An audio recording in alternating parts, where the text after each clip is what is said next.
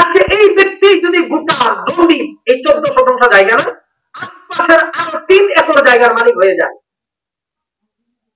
নন্দী ইউনিয়নের মালিক হয়ে যায়, এই ইউনিয়নটা নারীকে বাড়ি থানার মালিক হয়ে গেল, গোটা থানাতে যা আছে সবকিছুর মালিক হয়ে গেল। এটা সম্ভব? কোন মানুষের পক্ষে আমাদের হয়ে গেল, কেমন মনে করবে? নিজেকে কেমন সবল মনে করবে? ভাইয়ের আমার বন্ধুরা, আমার বিশ্বনবী ফরমান কোরআনিতে বাড়ি থানা শুধু শেরপুর জেলা নয়, ময়মনসিংহ বিভাগ নয়, বাংলাদেশটা নয়, সারা দুনিয়ার একজন ব্যক্তি যদি মালিক হয়ে যায়, একজন ব্যক্তি যদি মালিক হয়ে যায়, সম্ভব? সম্ভব বলেন?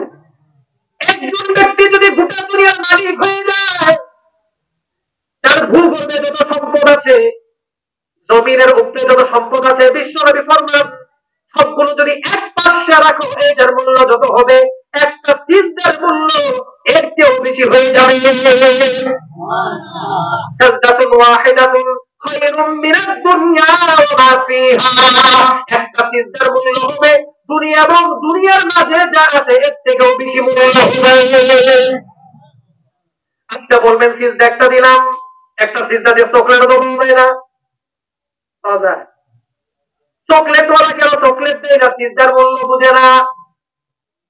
আর আমার বন্ধুরা, আমার মূল্য যে বুঝে সে চকলেটের চেয়ে অনেক বেশি দিয়ে দেয়। একটা সিজদা যদি করেন, আল্লাহ রাব্বুল আলামিন যদি রাজি হয়ে যায়, খুশি হয়ে যায়, ওজুর সাথে যদি সুন্দর করে একটা সিজদা করতে পারেন, একটা সিজদার কারণে আপনার চিরদিনের জন্য জাহান্নাম হারাম হয়ে যায়।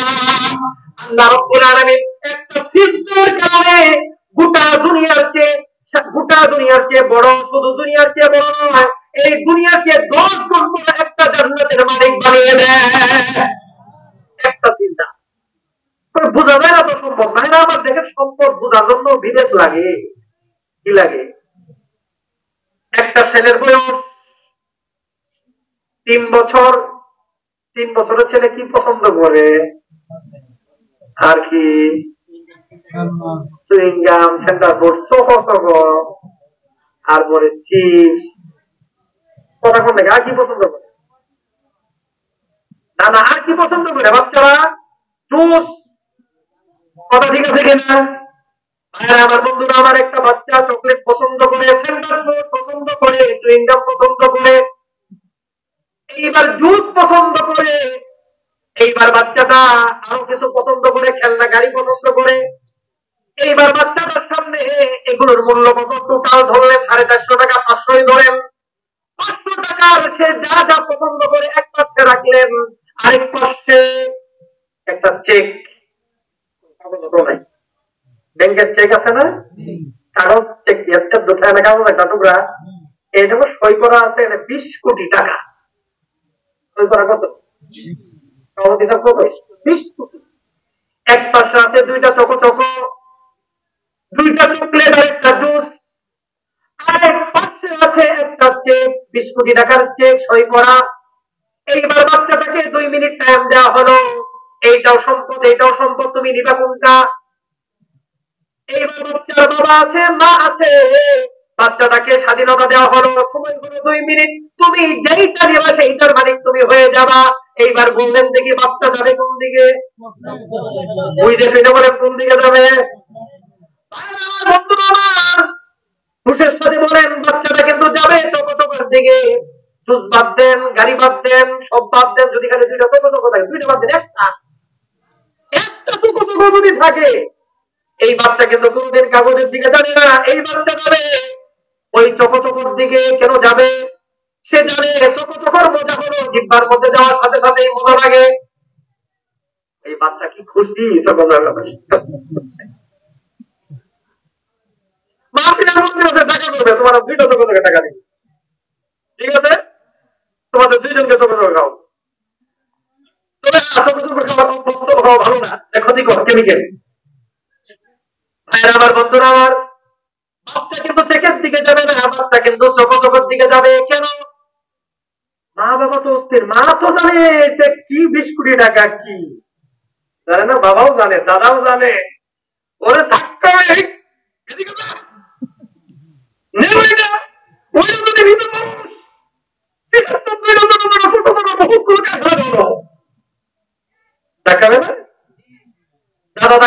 মা ধাক্কা দেয় আর খালি মাথা বাইরাবে আফসোস আফসোস।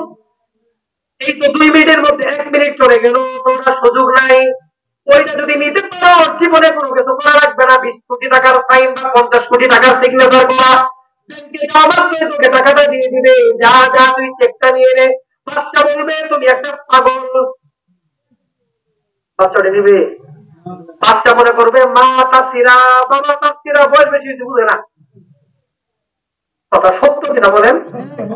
মা তাসিরা, মা বুঝে না, বাবা আজকাল বুঝে না, মনে করে আজকাল বাবা বাড়ি কি মনে করে মা বুঝে না, বাবা বুঝে না।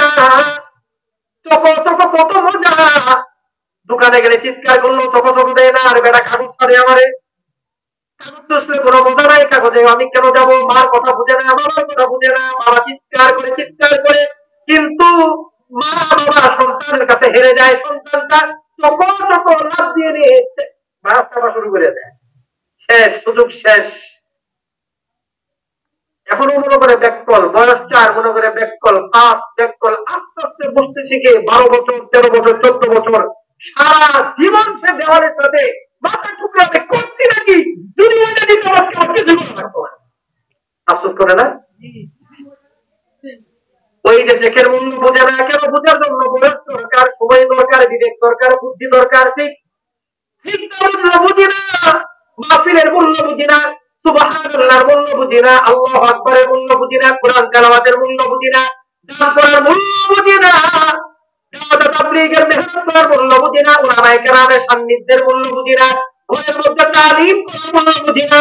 আমরা শুধু জায়গার মূল্য বুঝি, ব্যবসার মূল্য বুঝি, দোকানের মূল্য বুঝি। ভাইরা আমার, বন্ধুরা আমার, এই চকচকর যে মূল্য আমাদের জাতির সামনে দুনিয়ার মূল্য এর চেয়ে অনেক গুণ কম। চকচকের মধ্যে ভেদনা নাই, দুনিয়ার মধ্যে আরো ভেদনা। আল্লাহ রাব্বুল আলামিন ফরমান, ওয়া মাল হায়াতুদ দুনিয়া ইল্লা মাতাউল গুরুর। ভাইরা আমার, বন্ধুরা আমার, চোখ কান খুলে শুনেন, দুনিয়ার হায়াতটা শুধুই ধোঁকা আর ধোঁকা, ধোঁকা ছাড়া কোনো কিছু না। একটা চক্করের মধ্যে আছি, একদিন হায়াত শেষ হয়ে যাবে, মালাকুল মাউত আসবে, আপনার আমার রূপটা টান দিয়ে নিয়ে চলে যাবে।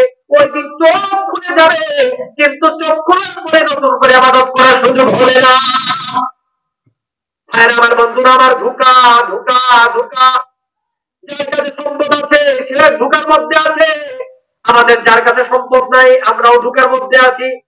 ধোঁকা মুক্ত কে? যার দিল আল্লাহর সাথে লাগা, যে ব্যক্তি ইবাদত ওয়ালা আখিরাতমুখী, তার কাছে সম্পদ থাকলেও ধোঁকা মুক্ত, সম্পদ না থাকলেও ধোঁকা মুক্ত। কিন্তু দিনের মুক্ত যদি না থাকে সে ধোঁকার মধ্যে আছে। হযরত ঈসা আলাইহিস সালাম নাম শুনছেন তো?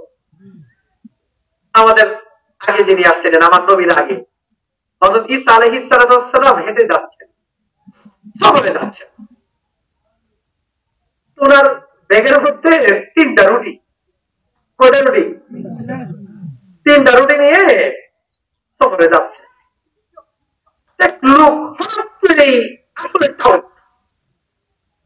কিন্তু হঠাৎ করে মনে চাইলো যে নবী ঈসার সাথে আমি একটু সফর করে সামনে যাই। হযরত ঈসা আলাইহিস সালামকে বললেন, ঈসা, আপনার সাথে আমি সফর করতে পারি? বললেন যে ঠিক আছে, চলেন। সফর করে সামনে যাচ্ছে। যেতে যেতে বললো, হযরত ঈসা বললেন যে খিদা লাগছে, অনেকক্ষণ সফর করতে যে খিদা লাগছে। হযরত ঈসা বললেন যে ঠিক আছে, অসুবিধা নাই, আমার ব্যাগে রুটি আছে। রুটি কয়টা আছে? মানুষ কয়জন? 2 জন। রুটি ভাই করে একটা দিতে হেরে, একটা হযরত ঈসা খাইছেন, আর আছে কয়টা? একটা রুটি যে না আছে, তুমি থাকো, আমি একটু পানি খাই আসি। হযরত ঈসা গেছেন পানি খাইতে, আইসে দেখে রুটি ওইটা নাই। রুটি খেতে কি আশেপাশে কোনো মানুষ নাই, রুটি গেল কই? রুটি হাত আছে। হযরত ঈসা জিজ্ঞাসা করলেন, রুটি কোথায় গেল? জানি না। জানো না মানে রুটি গেল কই? জানি না। আচ্ছা, আল্লাহর ওলি যারা, তারা কিন্তু সব বুঝে।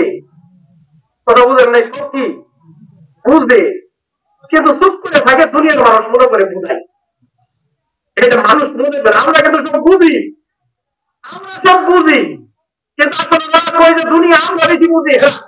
এরা আসলে ঘোড়ার ডিম কিছুই বুঝে না। সময় মতো ভাবে বই না। এই যে দেখেন বহুত ঘোষণা দিয়েছে স্মার্ট বাংলাদেশ, বুঝলেন? একবার তো আমাদের কি নাম ওরা, ওবেদুল কাদের সাহেব, স্মার্ট বাংলাদেশ বন্দর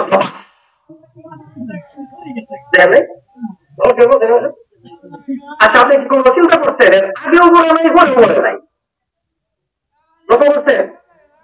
কিন্তু যখন বলছি বাংলাদেশ একবার এরকম ভঙ্গিতে বলছে, ঠিক ওই সময় করে বুঝাইছিলেন কিরে সাবধান, কিন্তু বেকল বুঝে নাই। তখন আমি বিভিন্ন জনদের সাথে মন্তব্য করছি যে আল্লাহ কিন্তু পাকড়াও করে গুনাহগারকে আল্লাহ তাআলা গফফার রহমান রহিম আগে সতর্ক করে বেকলে বুঝাই বুঝতেছে না। এরকম অনেক জায়গায় আল্লাহ তো বুঝিয়েছেন, তাদেরকে বুঝে নাই। তো এরকম যারা আছেন তারা বুঝেন, কিন্তু এরা মনে করে আমরা বেকল।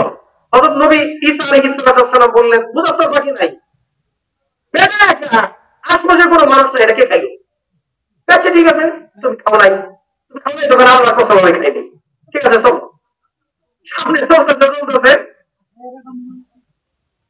আসে না কিছু, বর্তমানেও আছে এরকম। সামনে চলতে কিছু আমার খিদা লাগছে, 2 রুটির পাওয়ার কথা থাকে, একটা ধরে হালাল রুটি আর একটা হারাম রুটি। হারাম রুটি তো শক্তি আরো নষ্ট করে, কথা বুঝছেন? হারাম রুটি কি করে শক্তি আরো নষ্ট করে। কিছুক্ষণ যাওয়ার পরে কয়েক খুব ক্ষুধা, ক্ষুধা লাগছে, আর তো রুটি নাই, একটা যেটা কিনেন থাকবে তো ভাগ করে খাওয়া যায়, এটা তো নাই। তাহলে বুদ্ধি কি? খাওয়ার বুদ্ধি আছে। দূরে দেখি একটা হরিণ, আল্লাহ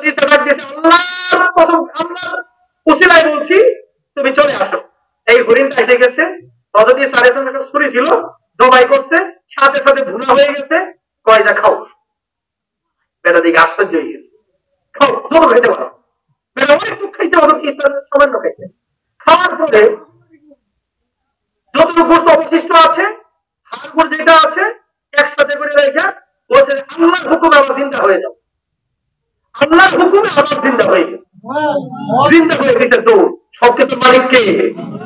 কুলিল্লাহুম্মা মালিকাল মুলক, সবকিছুর মালিক কে? ইন্নাকা আলা কুল্লি শাইইন কাদির, সর্বশক্তিমান কে? আল্লাহ। আমার বন্ধুরা, আমার এইবার যখন দৌড় দিয়ে চলে গেল, এই ব্যক্তি হতভম্ব হতবাক। এইবার ঈসা আলাইহিস সালাম এই ব্যক্তিকে সামনে রেখে তার দিকে তাকায় বলে, আমি ওই সত্তার ওই আল্লাহর কসম দিয়ে তোমাকে জিজ্ঞাসা করি, এইবার বলো এই তৃতীয় রুটিটা খাইতে না কারা? হুজুর আইসো ভুলে থাকে, আমি জানি না, জানো না? আচ্ছা ঠিক আছে, তোমার সামনে চলো। আমার বন্ধু এবার চলে সামনে নদী, ওপারে যেতে হবে, কোন নৌকা নাই, কোন বাহন নাই। নবী ঈসা আলাইহিস সালাম আল্লাহর নাম নিয়ে নৌকার নদীর মধ্যে পাড়া দিলেন, এই ব্যক্তিকেও হাতটা ধরে নিয়ে পাড়া দিলেন। আল্লাহ রাব্বুল আলামিনের কুদরতে উভয় নদীটা পার হয়ে গেলেন, একদম খুব কেউ পার হয়ে গেলেন। আশ্চর্য না? জানি নদীর মধ্যে দাঁড়ায় দেখি কি হবে, বুঝ করে যাবে। আর আমার বন্ধুরা, আমার এই ভেদা হতবাক। এইবার ঈসা আলাইহিস সালাম ফরমান, ওই মাওলা আল্লাহ রাব্বুল আলামিনের কসম দিয়ে বলছে, তোমাকে জিজ্ঞাসা করি, এবার বলো তৃতীয় রুটিটা কে খাইছিল? কি মুসিবত! হুজুর আমি খাই নাই, আল্লাহর কসম করে আমি খাই নাই, খাও নাই না? আচ্ছা ঠিক আছে, সামনে গেছে, সামনে যায় দেখে যায় কিন্তু বালু। হযরত ঈসা আলাইহিস সালাম হাঁটতে দেখতো জিরাই, তো বলছে হয়তো বলছে ওই বালু একটা স্তূপ, একটা জমা করছে, আরেকটা করছে, আরেকটা কয়টা স্তূপ হয়েছে? তিনটা স্তূপ জমা করে আল্লাহর কাছে দোয়া করছে, তিনটা স্তূপ তিনটা স্বর্ণের তীর হয়ে গেছে, তিনটা স্বর্ণের স্তূপ হয়ে গেছে। কয়টা স্তূপ হয়ে গেল? স্বর্ণের স্তূপ। এইবার স্বর্ণ চকচক করতেছে, নতুন স্বর্ণ। এবার এই বেড়ার তো রূপ সীমায় দুনিয়ার রূপ কি? দুনিয়ার মায়া ভালোবাসা আল্লাহ তাআলা ডাউনলোড করে দেয়া করে কি যে টান, এই খালি টান করতে কেমনে দেবো, কেমনে যদি কাঁদন কারো কারো কাঁদন করেছেন, একটা হলো আমার জন্য, আরেকটা তোর জন্য। ওইটা ওইটা হলো যে তৃতীয় রুটি খেয়ে দিল জন্য। হ্যাঁ, ওর জন্য যে তৃতীয় রুটি খেয়েছিল তুই তো খাস নাই, যে তৃতীয় রেখেছিল এটা ওর জন্য। এটা হতে চিন্তা করতেছে, একটা আমার একটা তোর একটা যে ওই যে তৃতীয় নম্বর রুটি খেয়েছিল এটা ওর জন্য। সাথে সাথে চিৎকার করে ভগবান খেয়েছিলাম। আচ্ছা তুই খাইছিলি, আচ্ছা তোর জন্য, ঠিক আছে। শিয়ানা কত শিয়ানা না ভাই আমার বন্ধুরা। আর এবার তিনটার মধ্যে দুইটা তার নবীনা ঈসা আলাইহিস সালাতু ওয়াসসালাম বললেন, ইয়া আল্লাহর বান্দা শোনো, দুইটা হলো তোমার আর আমার জন্য যেটা ছিল এটা আমি চাই না, আমার জন্য যেটা আছে এটাও তোমাকে আমি দিয়ে দিলাম।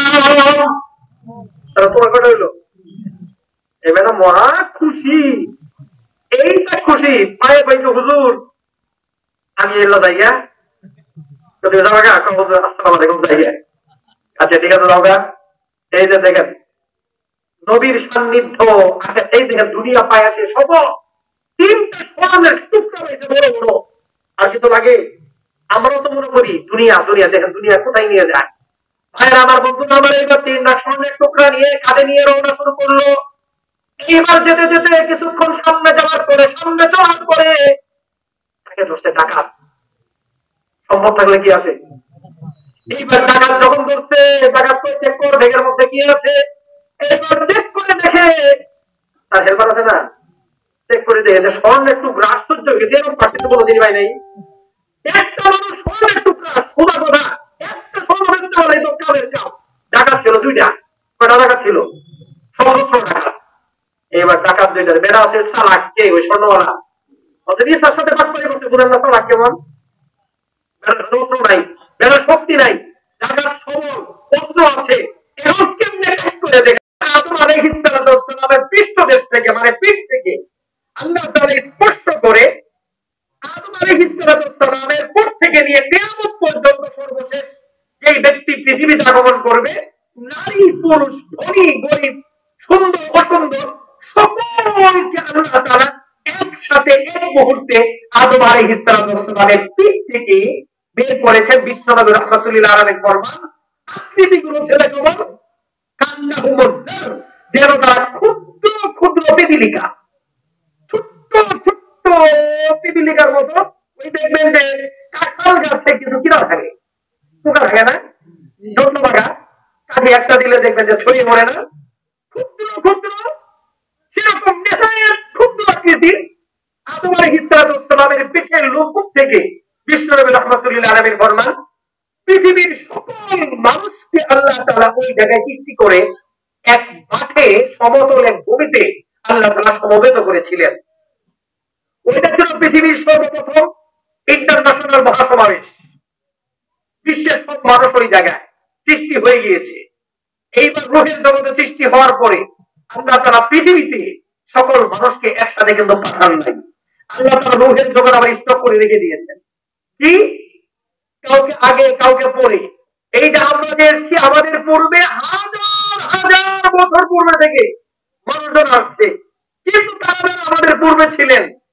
সৃষ্টি কিন্তু আমরা একসাথে হয়েছিলাম, আমরা শুধু অপেক্ষায় ছিলাম। আল্লাহ তাআলা বলেছিলেন ওয়েট, অপেক্ষা করো। আমরা অপেক্ষায় ছিলাম, অপেক্ষা করার পরে দীর্ঘদিন পরে আল্লাহ পাঠিয়েছেন, আমাদেরকে পাঠিয়েছেন। আমাদের পরে এখনো অনেকে অপেক্ষায় আছে যারা আসবে আমাদের পড়বে, কিন্তু তারা সকলের সৃষ্টি কিন্তু কি একসাথে। তাহলে রূহের জগতে কোনো জিকির ইবাদত কিচ্ছু ছিল না, রাজনীতি ছিল না, মিছিল ছিল না, মিটিং ছিল না, মারামারি ছিল না, কেরানি ছিল না, দাঙ্গা হাঙ্গামা ছিল না, লড়াই ছিল না, কোনো কিছুই ছিল না। রূহের জগতে ছিল শুধু অপেক্ষা। এই জন্য বলা হয় রূহের জগৎটা ছিল দারুল ইন্তেজার, অপেক্ষার একটা জগৎ। কথাটা বুঝছেন তো? তাহলে জগৎ করে দেখাইছে। আমি সংক্ষেপে এই চারটা জগতের বর্ণনা দিয়ে বয়ান শেষ করে দেবো ইনশাআল্লাহ। তাহলে রূহের জগৎ হলো অপেক্ষার জগৎ। দ্বিতীয় নম্বর জগৎ হলো দুনিয়ার জগৎ। রূহের জগতের শুরু ছিল, শেষ ছিল। কথা বুঝলেন? শুরু ছিল, শেষ। দুনিয়ার জগৎ তার শুরু আছে, শেষ আছে। দুনিয়ার জগতের সময়টা সবচেয়ে সংকীর্ণ। সামান্য সময়। এই সময় আল্লাহ তাআলা নারী পুরুষ সকলকে দুনিয়াতে আল্লাহ তাআলা কেন পাঠালেন? আল্লাহ তাআলা পাঠাইলেন অপেক্ষার জন্য না, দুনিয়াতে আল্লাহ পাঠিয়েছেন আমলের জন্য। এর জন্য দুনিয়াকে বলা হয় দারুল আমল। দুনিয়ার নাম কি? দারুল আমলের জগৎ। দুনিয়া আমলের জগৎ, ভুলে যাবেন না। দুনিয়া আমলের জগৎ। সামনে একটা জগৎ আছে কবর, এরপর আরেকটা জগৎ আছে আখিরাত। দুনিয়ায় জগৎটা মানুষের মনের সব চাওয়া পূরণের জগৎ না। দুনিয়াতে সবচেয়ে সম্পদশালী যে ব্যক্তিটা আছে, সেই ব্যক্তির কি সব চাওয়া দুনিয়াতে পূর্ণ হয়? বলেন তো দেখি। আরে বলেন দেখি, হয়? হবে? কে না চায়? এই যে গত কিছুদিন পূর্বে ভারতের বিশিষ্ট ধনী ব্যক্তি, যার নাম ছিল রতন টাটা, এই টাটা গাড়ির এই গ্রুপের মালিক রতন টাটা, নাম শুনেছেন? এই রতন টাটা মারা গেল। সে বৃদ্ধ ছিল, চামড়াগুলো একেবারেই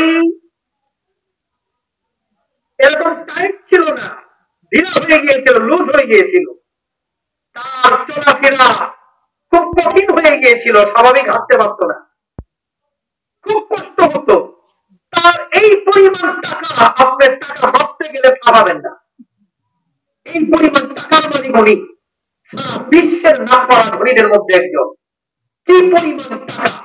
বিল গেটস, তার কি পরিমাণ টাকা! এই মানুষগুলোকে যদি বলেন আমার আপনার যেমন চাহিদা আছে তাদেরও চাহিদা আছে, কিন্তু তাদের এত টাকা থাকার পরেও মনের চাহিদা সম্পূর্ণ কে না চায় যে আমি যুবক থাকি? রতন টাটা চেয়েছে, কিন্তু সে যুবক থাকতে পারে নাই। কে না চায় আমি সুস্থ থাকি? সে সুস্থ থাকতে পারে নাই। কে না চায় আমি সুন্দর থাকি? সে সুন্দর থাকতে পারে নাই। কে না চায় যে আমি সুস্থতা থাকি, আমি সজীব থাকি? সে থাকতে পারে নাই। মানুষ ধাপে ধাপে ধীরে ধীরে, আল্লাহ তাআলা কোরআনেও বলেছেন, দুর্বল আকৃতিতে এসেছিলে, সবল হয়েছ, পুনরায় তুমি দুর্বলতার দিকে যাবে।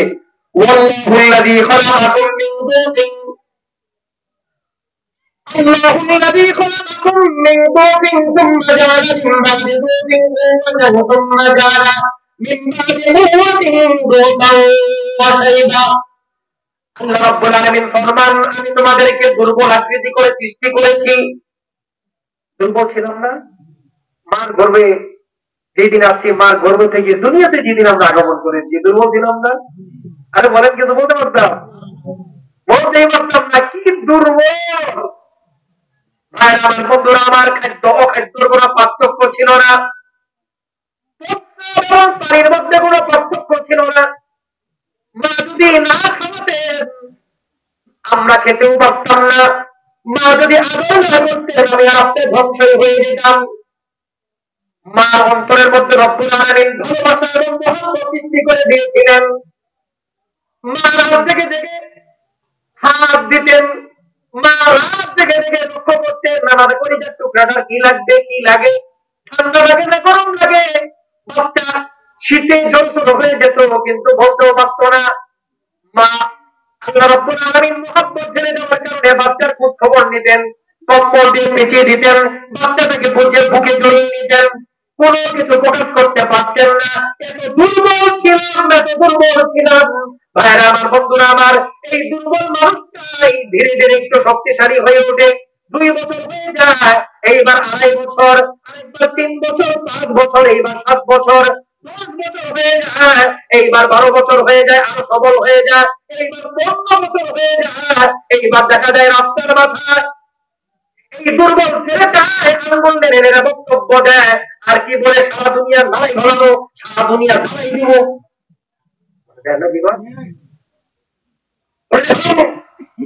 বলেন এরকম কোথায় লাগালি দেখেন না? এত শক্তিশালী মনে হয়, যার হাতে তার সূর্য, বাম হাতে তার চন্দ্র। এত শক্তি, এত শক্তি, সে ভাবে আমি দুর্বল ছিলাম, শক্তিটা কে দিল?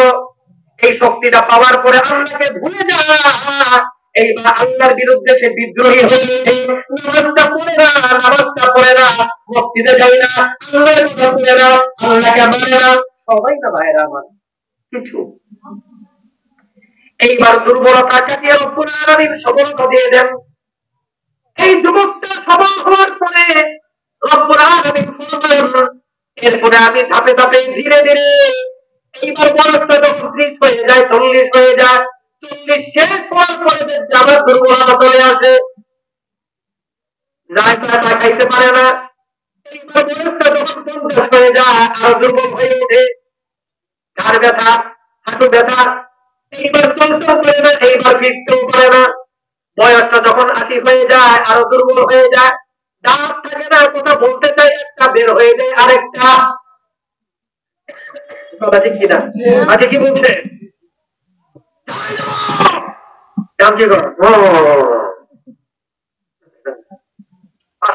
কি করলাম?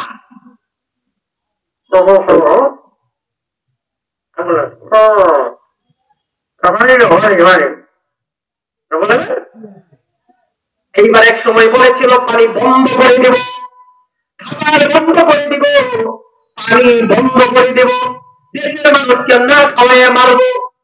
এইবার দেখা যায় নিজের পানি লাগবে কেউ করতে পারে না।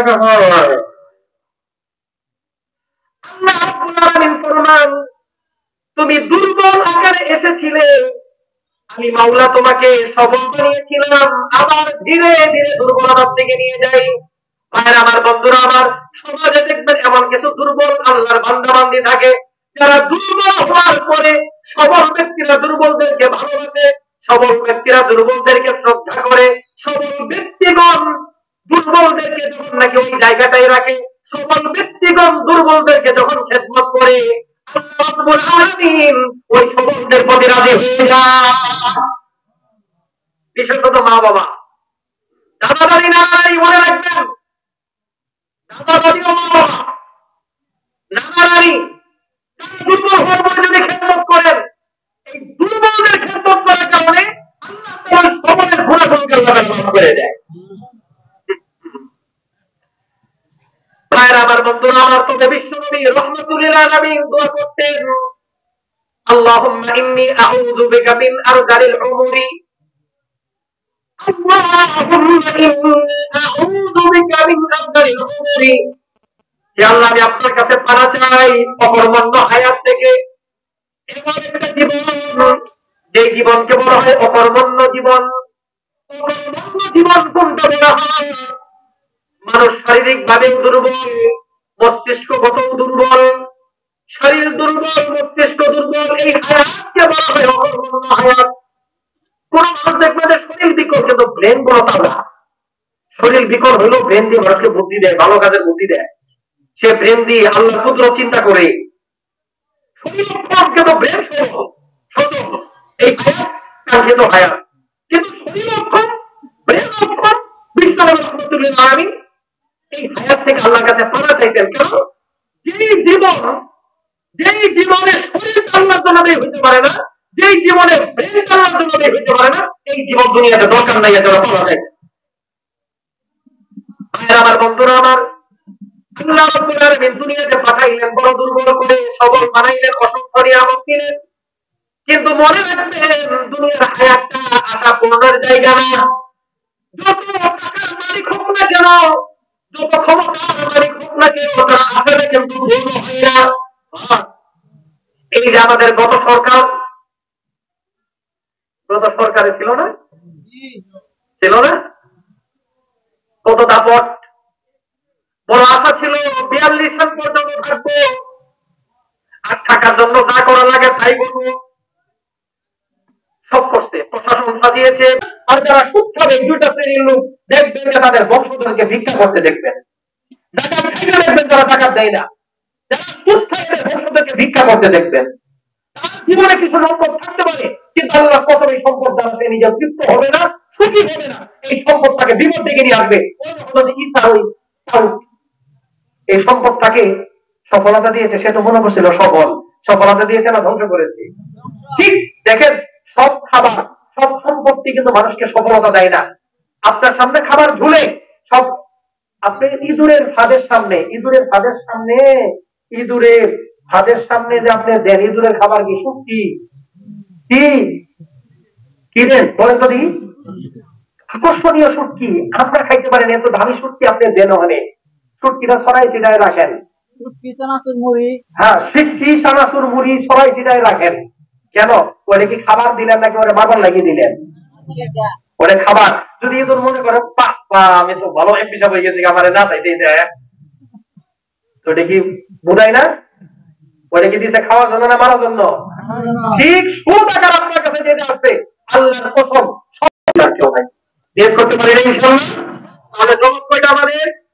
রূহের জগৎ, দুনিয়ার জগৎ, কবরের জগৎ, আখিরাতের জগৎ। শুধু আমলের জগৎ একটাই, দুনিয়ার জগৎ। রূহের জগতে আমল নাই, কবরেও নাই, আখিরাতেও নাই। দুনিয়ার জগতে শুধু আমলটা করবেন সামান্য কয়েকটা দিন, সামান্য কয়েকটা দিন। কবরের বিশাল হাজার হাজার বছর, আখিরাতে পরন্তসীম কালের জগৎ। আপনি সুখে থাকবেন, শান্তিতে থাকবেন। কিন্তু আল্লাহর কসম, যদি আমরা ঈমান আমল ছাড়া যাই, আমাদের জন্য বিপদ অপেক্ষমান। আগামী রাতেও আমাদের শেষ দিন হয়ে যেতে পারে। এর জন্য তওবা করে নেই। বিগত জীবনে ত্রুটি থাকলে আল্লাহ তাআলা মাফ করে দিবেন। আল্লাহ তাআলা ক্ষমা কইরা আমাদেরকে আমলকারী হিসেবে বন্ধ করবেন। এজন্য আমরা তওবা করি, আগামী দিনে আমরা ঠিক হয়ে চলবো ইনশাআল্লাহ। নিয়তটা করে নিই, পারবো না ইনশাআল্লাহ? এর জন্য সহজ হলো দাওয়াত তাবলীগের সাথে সম্পর্ক রাখবেন। তিনটা চিল্লা দিয়ে দিবেন, আর আপনাদের উলামায়ে কেরামের সাথে সম্পর্ক রাখবেন। ঈমান আর আমল হেফাজত থাকবে। অন্যথায় দেখবেন প্রত্যেকে কোথায় আপনি চলে গিয়েছেন, নিজে বুঝবেন না, মনে করবেন যে আমি ইবাদত করতেছি, অথচ যাচ্ছি আমরা জাহান্নামের দিকে। তাবলীগ আর উলামায়ে কেরাম দুইটার সাথে সম্পর্ক রাখবেন, বেঁচে যাবেন। অন্যথায় ঈমানের চুর কাঁপতে বেড়াচ্ছে আপনার এলাকা, ঈমানকে চুরি করার জন্য সন্তানকে তাবলীগে পাঠাবেন, সাথে করে নিয়ে যাবেন। অন্যথায় সন্তান আপনার জন্য মুসিবতের কারণ হয়ে যাবে। এই সন্তানকে যদি আপনি নামাজি না বানাইতে পারেন, এই সন্তান আপনার জন্য গজবের কারণ হবে। কথাটা বলে রাখেন। যারা ভুল করেছেন তারা আমার ওয়াজ বুঝতেছেন, যারা এখনো সন্তান পান নাই অথবা সন্তান ছোট আছে বুঝতেছেন না, তারা বুঝবেন একদিন। আমরা যাতে ভুলটা না করি, সন্তানকে নামাজি বানাবো, নেককার বানাবো, উলামাদের সাথে সম্পর্ক রাখবো, উলামাদের সাথে সুসম্পর্ক স্থাপন করবো, তাবলীগে পাঠাবো। ঠিক আছে ইনশাআল্লাহ? আল্লাহ তাআলা আমাকে, আপনাকে, আমাদের সকলকে অতি সংক্ষেপ আকারে যে কথাগুলো বললেন এগুলো বুঝে শতভাগ আমল করার তৌফিক নসিব করবেন। ওয়া আখিরু দাওয়ানা আলহামদুলিল্লাহি রাব্বিল আলামিন। ঠিক আছে? ওয়ালা হাওলা ওয়ালা কুওয়াতা ইল্লা বিল্লাহিল আলিয়্যিল আযীম। আস্তাগফিরুল্লাহ রাব্বি মিন কুল্লি যামবিন ওয়া আতুবু ইলাইহি। ওয়ালা হাওলা ওয়ালা কুওয়াতা ইল্লা বিল্লাহিল আলিয়্যিল আযীম। আস্তাগফিরুল্লাহ রাব্বি মিন কুল্লি যামবিন ওয়া আতুবু ইলাইহি। ولا حول ولا قوة إلا بالله العلي العظيم. درود شريف পড়ি সকলে। درود شريف পড়ি।